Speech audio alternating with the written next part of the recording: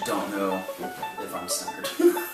Well, hey, welcome back. I think I missed a week, but that's alright.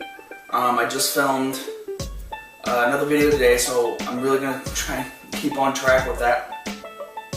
I pulled my key. But,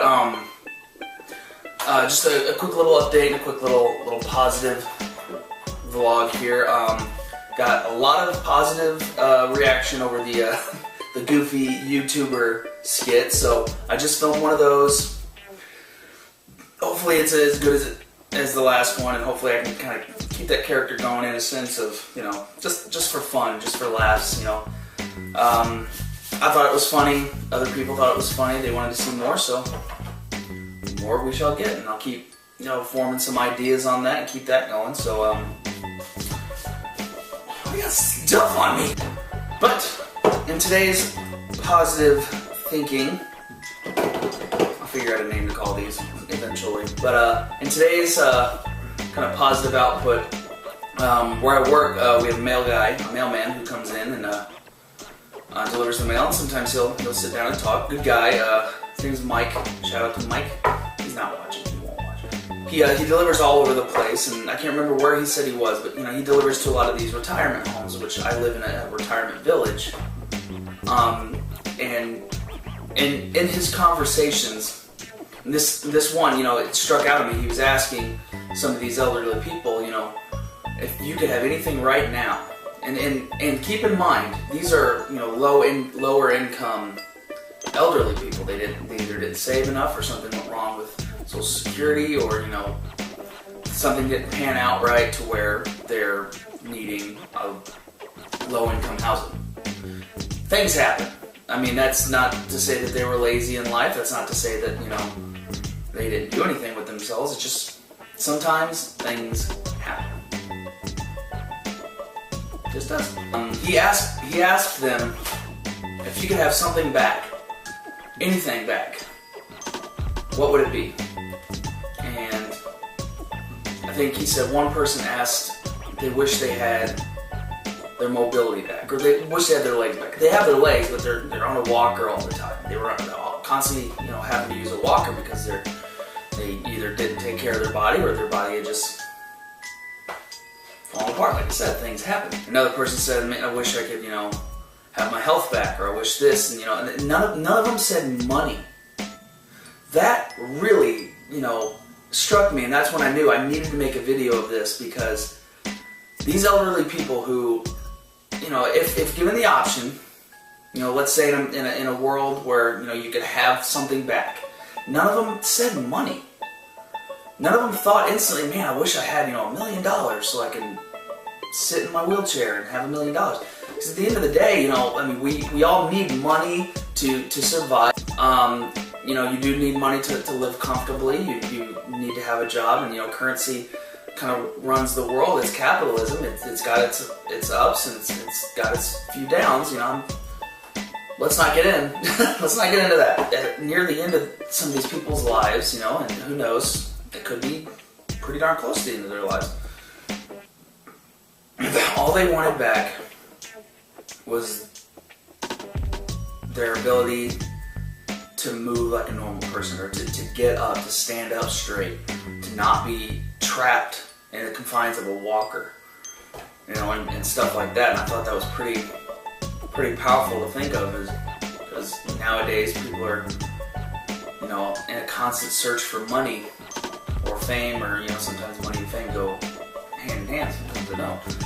But whereas, I mean, I'll admit, I would really love to have a nice full bank account and a nice secure financial living. But that's not everything, and it shouldn't be everything, because at the end of the day, stuff is stuff, money's money. I mean, honestly, I could live out in a tent in the middle of nowhere and be just fine. Actually, I'm pretty extroverted, so I would get really depressed really quick if there's no house around. The thing is, we want stuff. It's okay to want stuff. It's okay to work hard and earn stuff, but just remember, take care of your body. take care of your body. And I've really been into this because I've lost quite a bit of weight. Since I moved back here to Springfield, I've lost, I think, 25 pounds. I feel amazing. I'm able to fit back into clothes that I haven't been able to fit into, so financially that's been pretty nice, not having to buy a whole bunch of new clothes. How it makes you feel, it's like my confidence is through the roof. If it were through the roof, I would have had a conversation with someone by now. I need to quit doing that on these vlogs. I probably won't edit it out though, because I love attention. But take care of yourself. Take care of your body. And that's not to say that people who are bigger are unhappy. Some people are actually very happy with being big. When you get closer into your life, it's not good for your body. If you're just naturally a husky person, that's fine. Still take care of yourself. Still eat better food. Exercise somewhere, because your body loves that. Your body, the endorphins, number one. And number two, your body likes to be strong. It likes to be able to handle life's ups and downs. And if you're just naturally a fit guy, that's perfectly fine. There shouldn't be body shaming when it comes to that. If you're a bigger person, be a bigger person, but try and be a healthy big person. If that makes sense. I don't know. I'm not a doctor. I'm just a human being trying to make this world a better place through positivity. And another thing, I think people, my generation, I'm 27 as of this video, so I'd say this spans probably from people who are 18 up to, let's say, 35. And by the time you're up there, you should be pretty well established. Sometimes, I shouldn't say that like that, that's kind of a negative way. Sometimes people don't hit their stride when they think they should. And I went through a period of this myself because a couple of my friends got married pretty young, and I thought, man, I'm supposed to get married pretty young too, aren't I? I mean, two of my best friends are. And when I just didn't really have anyone who was a candidate to be married to, kind of really sunk into a depression. And then I met this awesome friend and his wife, and they didn't get married until they were around the 30s, I think. Yeah, I think he was in his 30s. They're probably watching. They're a big contributor to my channel, so love you guys. You know who you are. It really helped me kind of figure out, like, hey, it's not really. Sometimes it just doesn't work out the way that the world thinks it should. Back on track to what I think millennials. See, I get on these tangents, and sometimes it makes for a good video. Sometimes it makes it boring, and I'm sorry.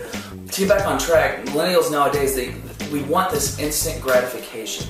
I think that's an issue, and I think that comes in because we are instantly, through our phones and technology these days, we're able to instantly get things that would have taken a long time. Think of back in the day when you were, trying to holla at a girl, as the people say. Does anyone say that anymore? I don't know slang. I am so sorry. But you had to go out of your way. You had to go find a phone that would take a long distance call. If she's long distance, you had to write a letter.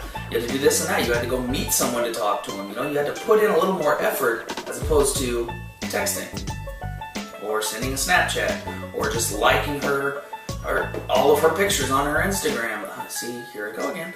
Instead of just flirting technologically, which it's easy to do, and I do it. I flirt over social media, whatever. Try and make an effort to not. And here's why that's so dangerous is because when we get an idea and we want to work hard towards it, we expect, the next week this will pay off. And that hardly ever happens. I'm sorry if this is a real rambly video, but I'm going to put it out because I think this is an important message. A farmer plants his crops in the spring, and he works hard,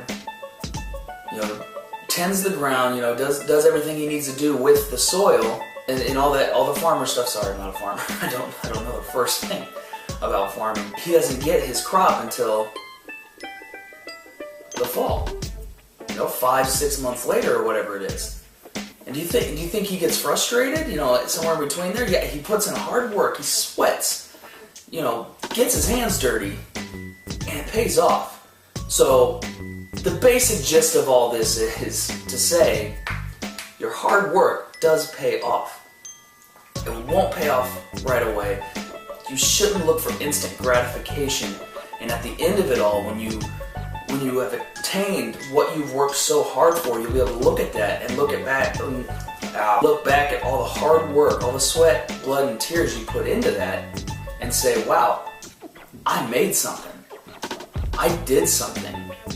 And I'd say maybe a good 50% of the time, maybe a little less, you sit there and think, man, you know, I got this thing, but what I learned through all that hard work was way more valuable than this thing I worked for. Right now, I'm working towards, you know, finding a better job to be more financially stable.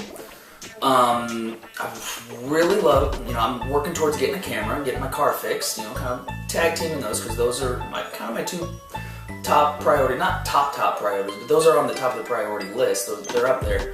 Lower on the list, I would really love a new motorcycle.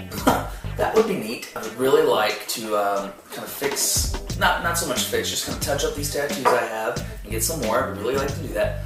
And those last two, I guarantee you, I'll look at that when I'm riding down the street on my new motorcycle and looking at, you know, my nice tattoos that, you know, I've wanted and that means something. Stop getting meaningless tattoos. That means something. I'll probably be like, man, the journey to getting these meant way more than getting these. Well, mainly the motorcycle, because the tattoos I get are going to actually mean something. So that's your positive outlook for the day. That's probably what I'll call it, positive outlook. I don't know. People who watch, people who know me, give me suggestions of what to call these, because I'm a positive guy. I throw out positive vibes. Like Zeus throws out thunderbolts. I just laugh at myself. You can't laugh at yourself. Come on. Thanks for watching. Hit that subscribe button if you haven't already. Hit the like button down there. It really helps me out. Thanks for hanging out with me. See you guys in the next video. Cringe.